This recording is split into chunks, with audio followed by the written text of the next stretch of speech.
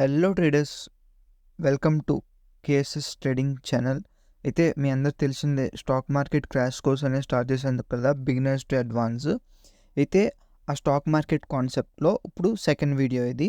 First, stock market అంటే రెండు రకాలుగా మనం చేసుకోవచ్చు. ఒకటి ఇన్వెస్ట్మెంట్ చేసుకోవచ్చు, లేదంటే ట్రేడింగ్ చేసుకోవచ్చు, లేదంటే రెండు కలిపి కూడా చేసుకోవచ్చు. అది మన ఇష్టం. అయితే ఈ వీడియోలో నేను ఇన్వెస్ట్మెంట్ గురించి చెప్తాను. ఇన్వెస్ట్మెంట్ ఏంటి, అందులో ఫండమెంటల్ అనాలిసిస్ ఎలా చేయాలి అన్నీ చెప్తాను. ఫస్ట్, ఇన్వెస్ట్మెంట్ అంటే ఏంటి? మనం ఒక స్టాక్ మార్కెట్లో ఒక కంపెనీని తీసుకుందాం. సపోజ్ ఇప్పుడు హెచ్డిఎఫ్సి బ్యాంక్ అనుకుందాం. ఆ బ్యాంక్ ఒక షేర్స్ మనం కొంటాం అన్నమాట, ఇన్వెస్ట్ చేస్తాం అందులోని. అంటే ఫ్యూచర్లో ఇది పెరుగుతుంది, ఈ షేర్ వాల్యూ పెరుగుతుంది అని చెప్పి ఇన్వెస్ట్ చేస్తాం. అది ఇన్వెస్ట్మెంట్ అంటే. మినిమం 1 ఇయర్ వరకు ఇన్వెస్ట్ చేస్తాం. అంటే మినిమం, అది మ్యాక్సిమం మన ఇష్టం. ఎప్పుడు వరకైనా హోల్డ్ చేసుకోవచ్చు, అది మన ఇష్టం. మినిమం 1 ఇయర్ చేస్తే లాంగ్ టర్మ్ ఇన్వెస్ట్మెంట్ అంటాం. ఇది ఇన్వెస్ట్మెంట్. ఇన్వెస్ట్మెంట్లో కూడా మనం స్వింగ్ ఇన్వెస్ట్ కూడా చేయొచ్చు. 6 మంత్స్ 8 మంత్స్ అలాగా చేయొచ్చు, అది మన ఇష్టం. ఫస్ట్, ఇన్వెస్ట్మెంట్ అంటే అది. అంటే మనం మనీ తీసుకెళ్ళి స్టాక్ మార్కెట్లో ఏవైనా మన నచ్చిన కంపెనీ షేర్స్ కొనుక్కుంటాం అన్నమాట. అవే ఇన్వెస్ట్మెంట్ అంటే. ఎందుకు ఇన్వెస్ట్మెంట్ చేయాలంటే రిటర్న్స్ కోసం. ఇప్పుడు సపోజ్ అదే మనీ మీరు బ్యాంక్లో పెట్టారనుకోండి, మీకు ఎంత ఇస్తాడు? ఎఫ్డి చేస్తే, ఫిక్స్డ్ డిపాజిట్ చేస్తే 6 or 7% కొన్ని బ్యాంక్స్ ఇంకా ఎక్కువచ్చు అందిస్తారు. స్టాక్ మార్కెట్లో రిస్కీ ఉంటుంది. ఎక్కడ రిస్క్ ఉంటే అక్కడ ప్రాఫిట్స్ కూడా ఉంటాయి కదా. ఇక్కడ రిస్క్ కూడా ఉంటుంది. ఒక రిటర్న్ వచ్చినా మీకు ఎక్కువ రిటర్న్ రావచ్చు. అందుకని స్టాక్ మార్కెట్లో ఇన్వెస్ట్ చేస్తారు చాలామంది. ఇది ఇన్వెస్ట్మెంట్ చేసేటప్పుడు మనకి చాలా ఇంపార్టెంట్ ఏంటి అంటే fundamental analysis. Fundamental analysis very important. ఈ ఫండమెంటల్ అనాలిసిస్ యూస్ చేసుకొని మీరు ఇన్వెస్ట్ చేస్తే మనకి ప్రాఫిటబిలిటీ రేషియో పెరుగుతుంది. అంటే ఇప్పుడు సపోజ్ ప్రాఫిట్ బై లాస్ తీసుకుంటే మనకి ప్రాఫిట్ అయ్యే ఛాన్స్ ఎక్కువ ఉంటాయి. ఓకేనా? మనకి ప్రాఫిట్ అవ్వడానికి ప్రాబబిలిటీ ఎక్కువ ఉంటుంది మనకి. ఇది fundamental analysis. Fundamental analysis road map ఇది. First, value investing, ratios, balance sheet. ఈ వీడియోలో ఈ 2 టాపిక్స్ కవర్ చేద్దాం. నెక్స్ట్ వీడియోలో బ్యాలెన్స్ షీట్ గురించి చెప్తాను. బ్యాలెన్స్ షీట్ కూడా చాలా ఈజీ, మీరు ఏం భయపడకండి, చాలా ఈజీగా చెప్తాను నేను. అంటే అందరికీ అర్థమయ్యేలా చెప్తాను. మనకి ఫైనాన్షియల్ బ్యాక్గ్రౌండ్ లేకపోయినా, ఒక ఎంబీఏ, ఒక చార్టెడ్ అకౌంట్స్ అవన్నీ చేయకపోయినా ఈజీగా అర్థమయ్యేలా చెప్తాను. ఎందుకంటే నాకు స్టార్టింగ్ అసలు ఏం అర్థం కాలేదు, ఈ వాల్యూస్ ఏంటి అన్నీ అంతనా. కానీ ఎలా నేర్చుకొని నేను ఒక నోట్స్ ప్రిపేర్ చేసుకున్నాను. ఆ నోట్స్ చూసుకొని మీకు చెప్తున్నాను. ఆ నోట్స్ చూసుకొని పీడిఎఫ్ అంతా ప్రిపేర్ చేశాను. ఓకేనా గైస్? మీరు ఏం భయపడకండి, నేనే నీట్గా చెప్తాను. కానీ మీరు ఒక్క హెల్ప్ చేయండి, లైక్ చేయండి, కామెంట్ చేయండి, సబ్స్క్రైబ్ చేయండి. ఏమైనా డౌట్స్ ఉంటే ఇన్స్టాలో మెసేజ్ చేయండి, లేదంటే కామెంట్స్ పెట్టినా నేను రిప్లై ఇస్తాను. ప్లీజ్ గైస్, ఒక హెల్ప్ చేయండి. నేనైతే మీకోసం మంచి వీడియోస్ అయితే చేస్తాను. అయితే ఫండమెంటల్ అనాలిసిస్లో ఏంటి చెప్పాను? First, value investing, ratios, balance sheet. ఈ మూడిట్ల గురించి మనం నేర్చుకుందాం. ఓకేనా? ఇప్పుడు ఇంపార్టెన్స్ ఆఫ్ టెక్నికల్ అనాలిసిస్. మనకి ఫండమెంటల్ అనాలిసిస్ ఓకే, ఇన్వెస్ట్మెంట్కి ఫండమెంటల్ అనాలిసిస్ కావాలి, ఓకే.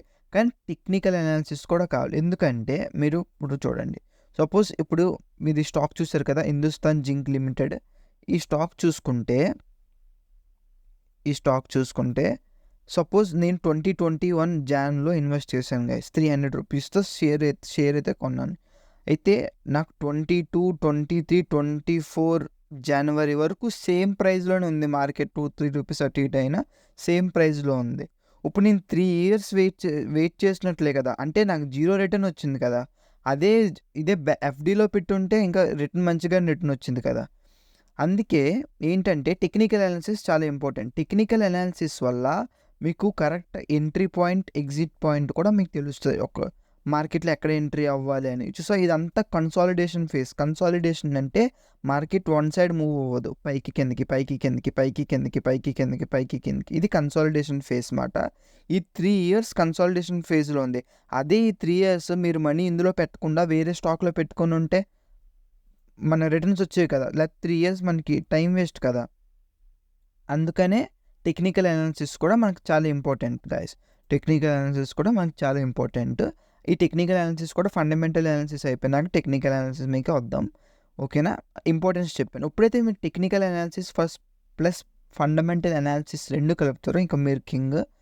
ఇంక మిమ్మల్ని మ్యాక్సిమం 90% మీరు ఇన్వెస్ట్ చేసేవన్నీ సక్సెస్ అవుతే ఒక 10% ఎక్స్‌పీరియన్స్ రావాలి కదా! ఎంత నేర్చుకున్న ఎక్స్‌పీరియన్స్ అనేది చాలా ఇంపార్టెంట్. మీరు రియల్ మనీతో మీరు ఇన్వెస్ట్ చేసే వరకు మీకు ఆ ఎక్స్‌పీరియన్స్ తెలీదు. ఎందుకంటే సపోజ్ ఇప్పుడు మీరు 20,000 ఇన్వెస్ట్ చేశారు అనుకుందాం ఒక స్టాక్ మీద. రేపటికే మీకు 5,000 అయిపోవచ్చు. అంటే ప్రాఫిట్ చెప్తున్నా. Plus 5,000 profit. కానీ మీ టార్గెట్ అది కాదు. కానీ మీరు ఎమోషన్స్ వచ్చేస్తాయి మాట. ఇక్కడ బుక్ చేసేసుకుందాం, ఇక్కడ బుక్ చేసేసుకుందాం అని చెప్పి ఇక్కడ బుక్ చేసేస్తారు. తర్వాత ప్రైజ్ 40,000కి వెళ్తది, 50,000కి వెళ్తది. మళ్ళీ అక్కడ మీరు ఇన్వెస్ట్ చేసేస్తారు. మళ్ళీ అక్కడి నుంచి ప్రైస్ పడిపోద్ది. చాలా ఎమోషన్స్ ఉంటాయి గైస్. అవన్నీ మనకి ఎక్స్‌పీరియన్స్ ద్వారా వస్తాయి. కానీ మీరు నేర్చుకోండి ఫస్టు. నేనేం చెప్తున్నానో అంతా బుక్‌లో రాసుకోండి. నోట్‌బుక్ మెయింటైన్ చేయండి. అంతా రాసుకోండి. అయితే మనకి టెక్నికల్ అనాలిసిస్ ఇంపార్టెన్స్ తెలిసింది కదా! ఇప్పుడు ఫండమెంటల్ అనాలిసిస్, వాల్యూ ఇన్వెస్టింగ్ అంటే ఏంటి, రేషియోస్ ఏంటి ఈ వీడియోలో నేర్చుకుందాం. ఓకేనా? ఇంకోటి చెప్పడం మర్చిపోయాను. మన బ్రెయిన్ వాడుదాం గైస్. ఇప్పుడు ఒక స్టాక్‌లో మీరు ఇన్వెస్ట్ చేద్దాం అనుకుంటున్నారు. లేదంటే ఒక కంపెనీ షేర్స్ మీరు కొందాం అనుకుంటున్నారు. ఫస్ట్ ఆ కంపెనీ నీడ్ ఏంటి? మనకి అసలు ఆ కంపెనీ ఎందుకు అవసరం? అసలు ఇది ఏం చేస్తది ఈ కంపెనీ? అని ఫస్ట్ అది తెలుసుకోవాలి. ఎందుకంటే ఈ ఎన్ని రేషియోస్ చూసేసినా, ఏ ఫండమెంటల్ చూసేసినా మనం కొంచెం బ్రెయిన్ ఉంది కదా! అది కూడా వాడదాం. ఫస్ట్ కంపెనీ అవసరం ఏంటి? సపోజ్ ఒక బిస్కెట్ ప్యాకెట్ కంపెనీ ఉందనుకో, ఆ కంపెనీ అవసరం ఏంటి? మనకి బిస్కెట్స్ అంటే మనకి ఫుడ్ కావాలి కదా! ఇప్పుడు చాలామంది మిడిల్ క్లాస్ ఉంటారు, కొంచెం చాలా పూర్ ఉంటారు. ఆళ్ళు బిస్కెట్స్ తినే బతుకుతారు. అలాగా కొంతమంది డార్క్ ఫ్యాంటసీ ఉంది, పెద్ద బిస్కెట్ కంపెనీ బ్రిటానియాది. అలాగా మనం నీడ్ ఏంటి? అసలు ఆ కంపెనీ ఎందుకు మనకి? అది. తర్వాత ఇంపార్టెన్స్ ఇన్ ఫ్యూచర్. ఈ కంపెనీ ఫ్యూచర్‌లో మనకి ఎందుకు ఇంపార్టెంట్ అవుతదా లేదా? ఈ కంపెనీ మనకి ఫ్యూచర్‌లో ఇంపార్టెన్స్ ఉందా లేదా? సపోజ్ ఇప్పుడు టెస్లా చూసుకోండి. ఆ కంపెనీ ఎందుకు తెలుసా పెరుగుతుంది స్టాక్ ప్రైస్? ఎందుకంటే ఫ్యూచర్‌లో అన్నీ ఎలక్ట్రిక్సే వస్తాయి అంటున్నారు. ఎందుకంటే మాక్సిమం మనకి క్రూడ్ ఆయిల్ అనేది ఇంక ఉండదంటున్నారు. పెట్రోలే ఉండదంటున్నారు. అప్పుడు ఎలక్ట్రిక్ కార్సే ఎక్కువ వాడొచ్చేమో. అందుకే టెస్లా పెరుగుతుంది షేర్. అలాగా ఫ్యూచర్‌లో ఇంపార్టెన్స్ ఉందా లేదా?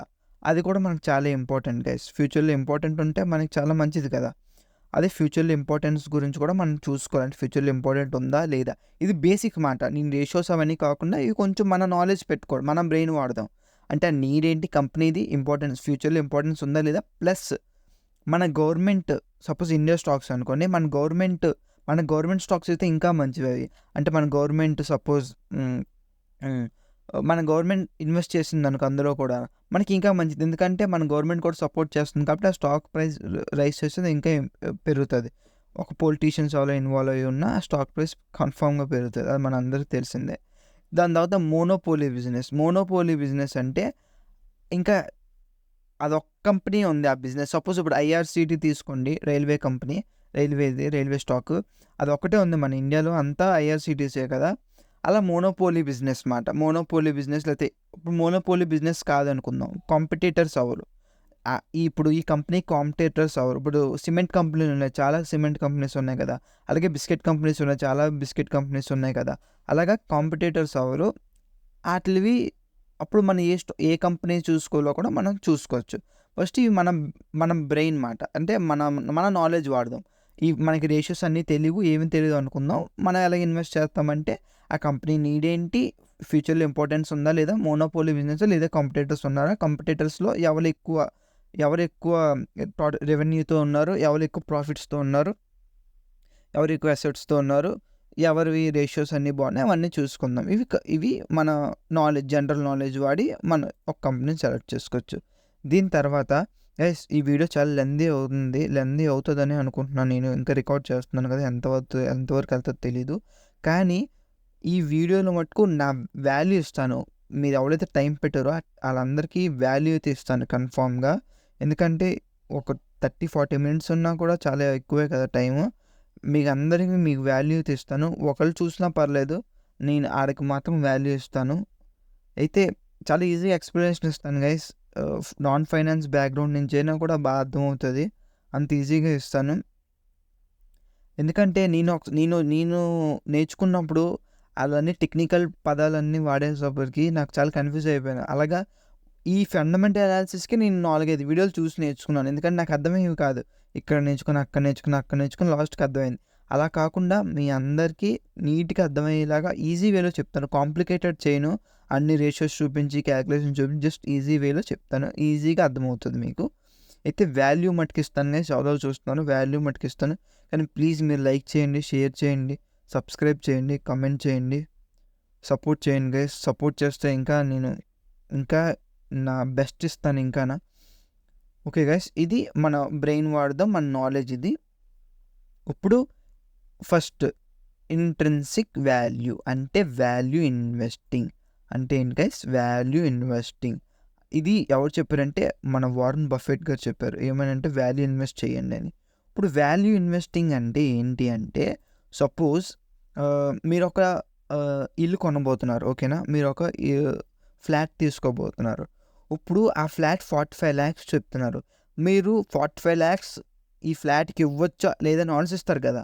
సపోజ్ ఇప్పుడు ఒక బెడ్రూమ్ ఫ్లాట్ ఉంచుకొని అది 45 lakhs అంటే ఆలోచిస్తారు చెప్పండి. డబుల్ బెడ్రూమ్ అయితే వాళ్ళని ఆలోచిస్తారు. కానీ అలాగే డబుల్ బెడ్రూమ్ ఉంటే ఆలోచిస్తారు. ప్లస్ ఆ రోడ్ పాయింటా లేదా, ఇక్కడ నుంచి మనకి అన్ని సౌకర్యంగా ఉన్నాయా లేవా, వాటర్ సప్లై ఎంత బాగుందా, కరెంట్ సప్లై ఎంత బాగుందా అని చూసుకొని, అంటే వాల్యూ ఇన్వెస్ట్ చేయాలన్నమాట. వాల్యూ ఇన్వెస్టింగ్ చేయాలి అంటే ఓకే 45 lakhs ఇది ఓకే. అంతేగాని అది ఏమీ లేదు, ఆ ఫ్లాట్లో ఏమీ లేదు, 45 lakhs అడుగుతున్నారు మీరు తీసుకుంటున్నారంటే అది వాల్యూ ఇన్వెస్టింగ్ కాదు. సో అలాగే ఇప్పుడు ఒక స్టాక్ ప్రైస్ ఉంది, ఒక స్టాక్ ప్రైస్ ఉంది, ఓకేనా? ఇప్పుడు ఒక స్టాక్ ప్రైస్ ఉంది. ఇప్పుడు ఆ ప్రైస్ ఇంట్రెన్సిక్ వాల్యూ కన్నా ఎక్కువ ఉంది, అంటే అది ఉండాల్సిన వాల్యూ కన్నా ఎక్కువ ఉంది అనుకోండి. అప్పుడు మనం తీసుకుంటే అది కిందకు వచ్చేయచ్చు, అది మనకు ఒక నెగిటివ్ ఉంటుంది. అదే ఇంట్రెన్సిక్ వాల్యూ కన్నా తక్కువ ఉందనుకోండి, మనం అప్పుడు బై చేసినా పర్లేదు, ఆ స్టాక్ ప్రైస్ పైకి వెళ్ళే ఛాన్సెస్ ఎక్కువ ఉన్నాయి. అది మాట ఇంట్రెన్సిక్ వాల్యూ గురించి, అంటే వాల్యూ ఇన్వెస్టింగ్ చేయాలన్నమాట. ఇది ఎలా కనుక్కోలో కూడా మీకు చెప్తాను. ఏం లేదు, గూగుల్లోకి వెళ్ళి ఒక స్టాక్ ప్రైస్ కొట్టి ఇంట్రెన్సిక్ వాల్యూ కొడితే వచ్చేది. ఏదంటే టిక్కర్ టేప్ అనే ఒక వెబ్ అప్లికేషన్ ఉంది. అది పెయిడ్ ఉంటుంది, లేదంటే మీకు అదే చెప్తాను, అది పెయిడ్ వెబ్సైట్, లేదంటే క్రోమ్లో కొట్టినా మీకు వస్తుంది.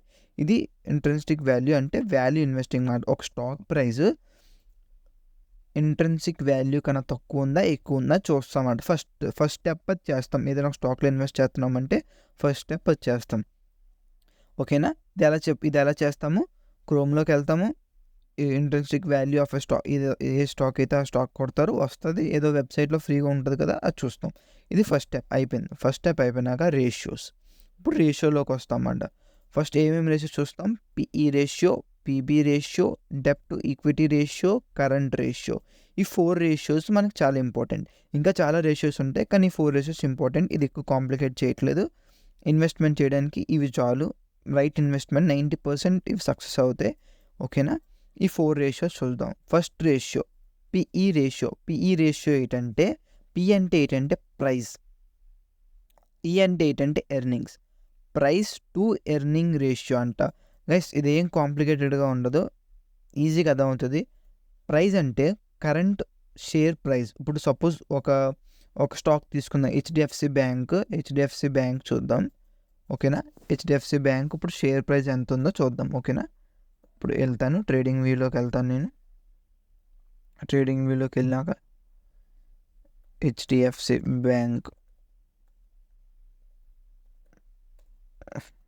హెచ్డిఎఫ్సి బ్యాంక్లోకి వెళ్దాం. ఇప్పుడు హెచ్డిఎఫ్సి బ్యాంక్ ఇప్పుడు కరెంట్ షేర్ ప్రైస్ ఎంత ఉంది? హెచ్డిఎఫ్సి బ్యాంక్ 1625.20 ఉంది. సపోజ్ డేలోకి వెళ్దాము, ఓకేనా? 1625.05 ఉంది, ఓకేనా? Current HDFC bank share price ఎంత? హెచ్డిఎఫ్సి బ్యాంక్ అనుకుందాం. హెచ్డిఎఫ్సి బ్యాంక్ అంటే 1625.05 ఉంది. ఇది HDFC bank current share price. Earnings. ఇప్పుడు ఎర్నింగ్స్ ఎలా తీస్తామంటే ఇక్కడ మన ఫామ్లో ఉంది. అంటే ఏం లేదు గైస్, పిఈ రేషియో అంటే ప్రైస్ టు ఎర్నింగ్ రేషియో. అంటే మనం ఎంత మీకు ఎగ్జాంపుల్ అయితే కరెక్ట్గా అర్థమవుతుంది. అయితే ఇప్పుడు ఫస్ట్ మనం ఎర్నింగ్ పర్ షేర్ కొనుక్కుందాం. ఎర్నింగ్ పర్ షేర్ అంటే ఒక షేర్ నుంచి మనకి ఎంత డబ్బులు వస్తాయో చూద్దాం, ఓకేనా? First total earnings. సపోజ్ ఇప్పుడు total earning per share formula ఏంటంటే total earnings by total shares, ఓకేనా? First of all PE ratio చూద్దాం. పిఈ రేషియో అంటే పిఈ అంటే ప్రైస్, అంటే కరెంట్ మార్కెట్ ప్రైస్, అంటే అప్పుడు షేర్ కరెంట్ ఎంత ప్రైస్లో ఉంది అది ప్రైస్. ఎర్నింగ్స్ అంటే అది ఇప్పుడు ఏంటో చెప్తాను. ఫస్ట్ ఎర్నింగ్ పర్ షేర్ తీసుకుందాం. ఎర్నింగ్ పర్ షేర్ ఏంటంటే total earnings by total share. Suppose ఇప్పుడు ఒక కంపెనీ 100 కోట్లు 1000 కోట్లు ఎర్న్ చేసింది అనుకుంది. టోటల్ షేర్స్ ఎన్ని? సపోజ్ 100 కోట్ల షేర్స్ ఉన్నాయనుకోండి. ఇదే టోటల్ ఎర్నింగ్స్ ఇవి, టోటల్ షేర్స్ ఇవి. ఈ 2 క్యాన్సిల్ అయితే ఎంత? 10. ఓకేనా? 10 అంటే ఎర్నింగ్ పర్ షేర్ ఎంత మనకి? 10. ఓకేనా? ఎర్నింగ్ పర్ షేర్ ఎంత వస్తుంది? 10 రూపీస్ వస్తుంది. అయితే ఇప్పుడు పిఈ కనుక్కుందాం. పిఈ ఏంటి? ప్రైస్ టు ఎర్నింగ్స్ కదా. ఇప్పుడు సపోజ్ కరెంట్ మార్కెట్ ప్రైస్ ఇందాక మనం ఎంత చూసాం? హెచ్డిఎఫ్సి బ్యాంక్ది 1625 కదా. ఇది కాంప్లికేటెడ్ అయిపోద్ది. సపోజ్ కరెంట్ షేర్ ప్రైస్ మార్కెట్ది 200 అనుకుందాం. ఎర్నింగ్ పర్ షేర్ ఎంత వస్తుంది మనకి? 10 కదా. అయితే అప్పుడు ఎంత? పిఈ రేషియో అనేది 20 వచ్చింది మనకి. ఓకేనా? పిఈ రేషియో అని 20 వచ్చింది. అంటే ఈ 20 ఏంటి అంటే మనం 1 రూపీ సంపాదించడానికి 20 రూపీస్ పెట్టాలి. అర్థమైందా? మళ్ళీ చెప్తాను ఆగండి. ఇప్పుడు పిఈ రేషియో కనుక్కుంటున్నాం కదా. మనం పిఈ రేషియో కనుక్కుంటున్నాం. ఓకేనా? మనం పిఈ రేషియో కనుక్కుంటున్నాం. కరెంట్ మార్కెట్ ప్రైస్ అంటే ఒక కరెంట్ షేర్ ప్రైస్ ఎంత అనుకుందాం? 200 అనుకుందాం. ఓకేనా? ఇప్పుడు మనకి ఇదేంటి? ఎర్నింగ్ పర్ షేర్ ఎంత అనుకుందాం? ఎర్నింగ్ పర్ షేర్ ఒక 10 రూపీస్ అనుకుందాం.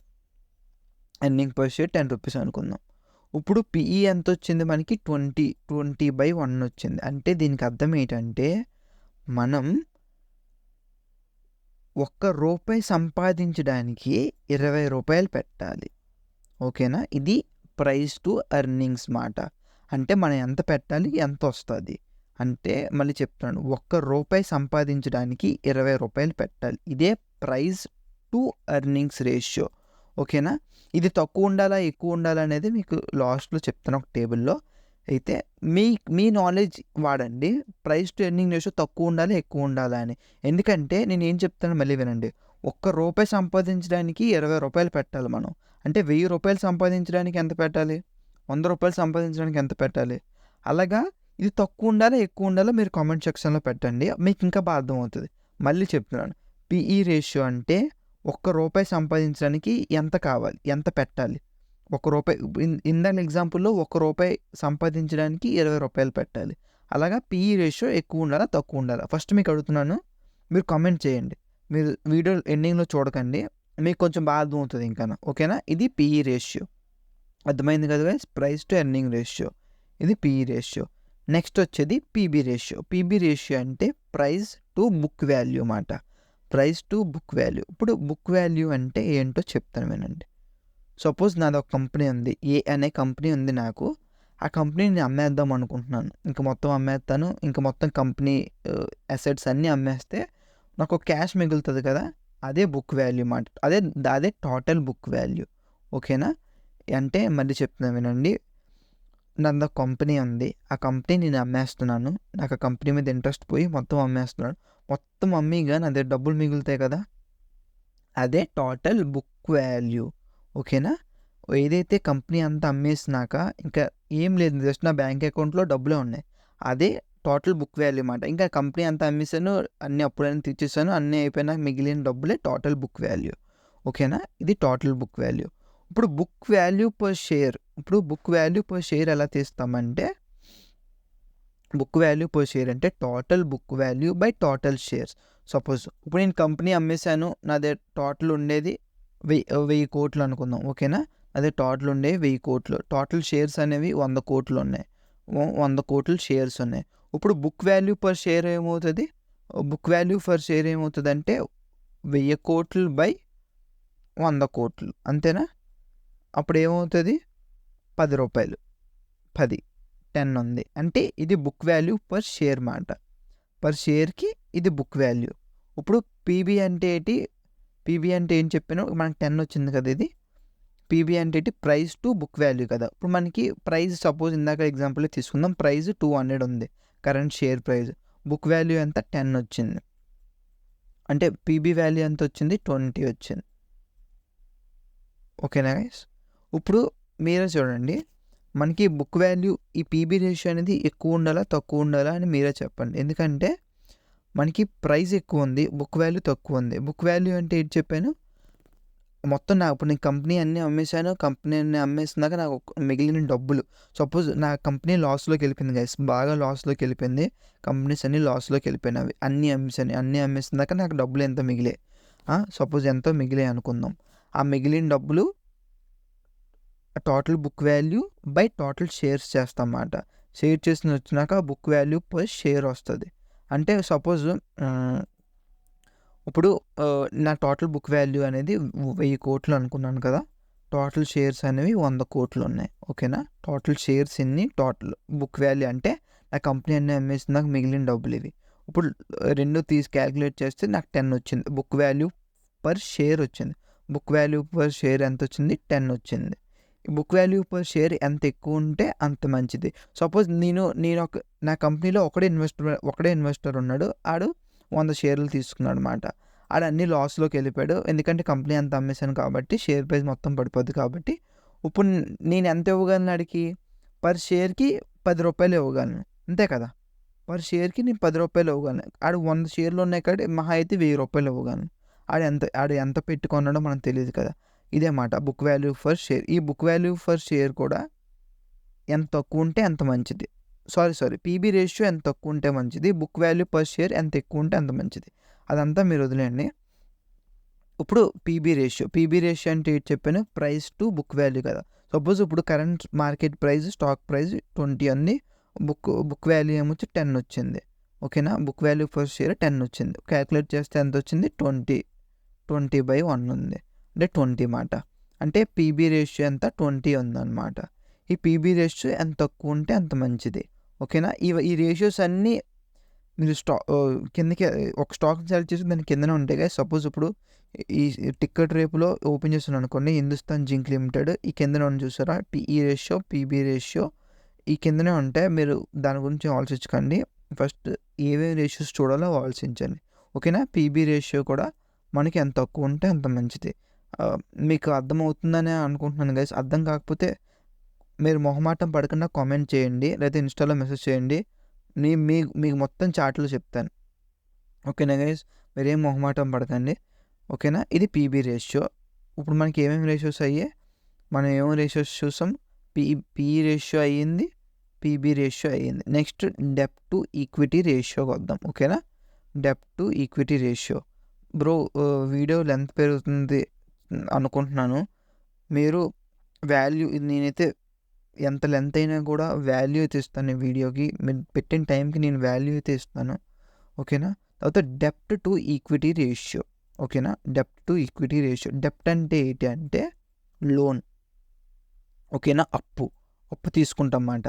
అయితే బ్యాంక్ నుంచి కానీ, లేకపోతే బ్యాంక్ నుంచి లోన్ తీసుకొని, లేదంటే మీకు ఎవరైనా ఎక్కువ డబ్బులు ఉన్న వాళ్ళు కనిపించిన తెలిసిన వాళ్ళు ఉన్న వాళ్ళ దగ్గర నుంచి డెప్ట్ తీసుకుంటే అప్పు తీసుకుంటాం అన్నమాట. ఇది డెప్ట్.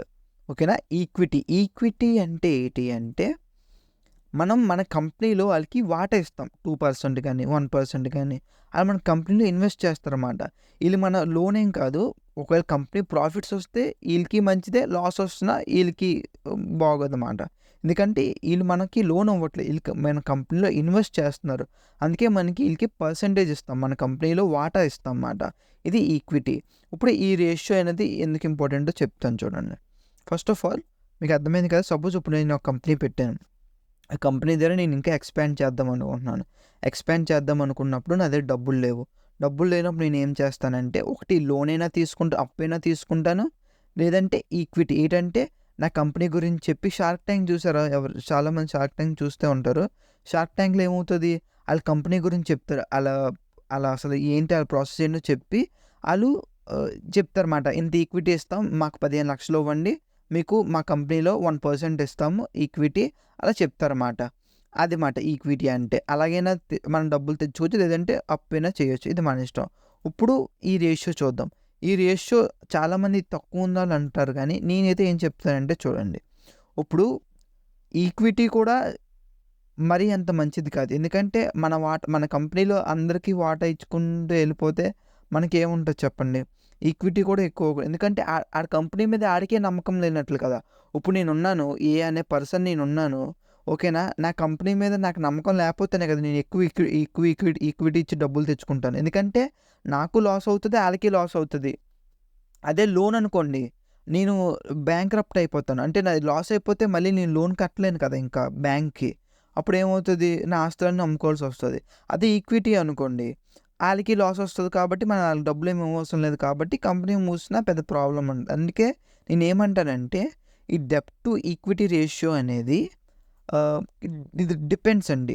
కంపెనీ డిపెండ్స్ అండి. ఒక కంపెనీకి కట్టే కేపబిలిటీ ఉంటే అది మంచిదే కదా! ఇది ఎక్కువున్నా మంచిదే. లేదంటే ఒక మంచి కంపెనీ ఉంది. అది స్టార్టప్ అనుకోండి.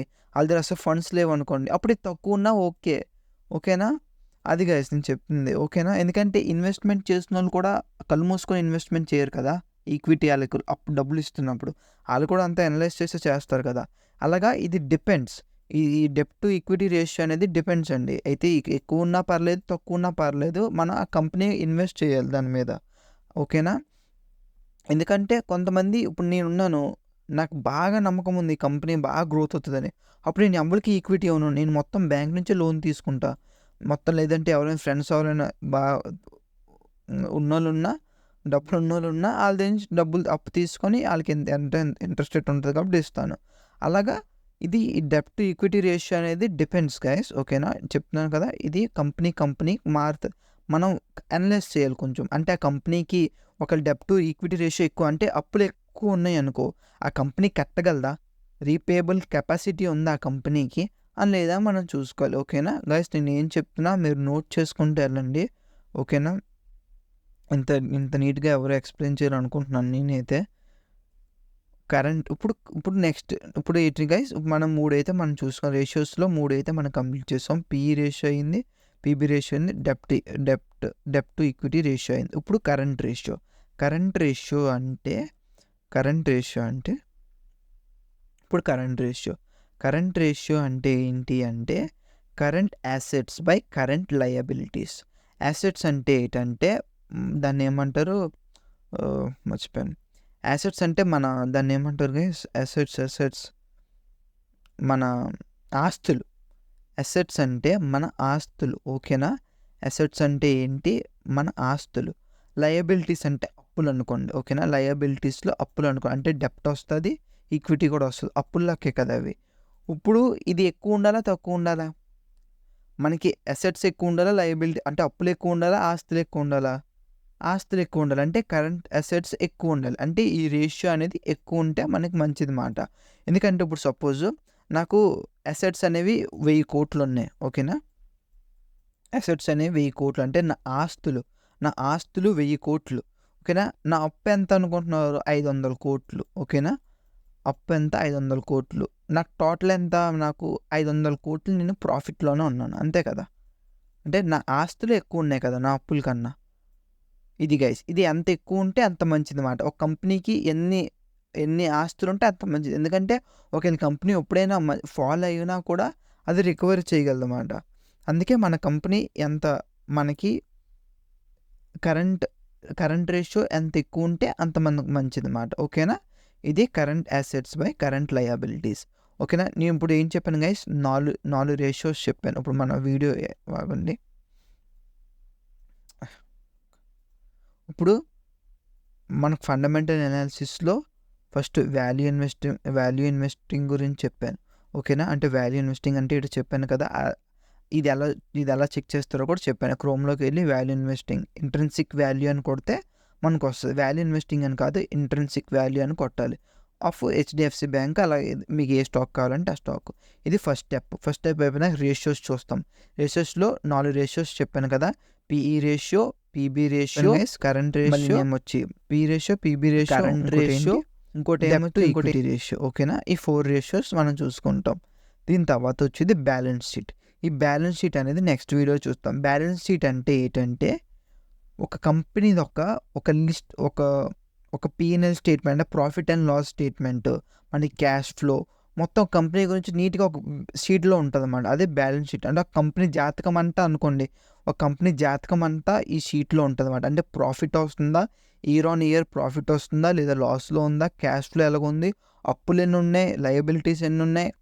అలాగవన్నీ ఈ బ్యాలెన్స్ షీట్‌లో ఉంటది. ఈ బ్యాలెన్స్ షీట్ గురించి కూడా చాలా సింపుల్‌గా చెప్తాను నెక్స్ట్ వీడియోలో. అయితే ఇప్పటివరకు మీకు అర్థమైంది కదా! ఫండమెంటల్ అనాలిసిస్ అంటే మీరు చాలామంది అడిగారు కదా! అంటే ఒక స్టాక్ ఎలా సెలెక్ట్ చేసుకోవాలో తెలియట్లేదు, అసలు ఏం చేయాలో ఎలా కొనుక్కోవాలి, అసలు ఏ స్టాక్ కొనాలో తెలియట్లేదు అన్నారు కదా.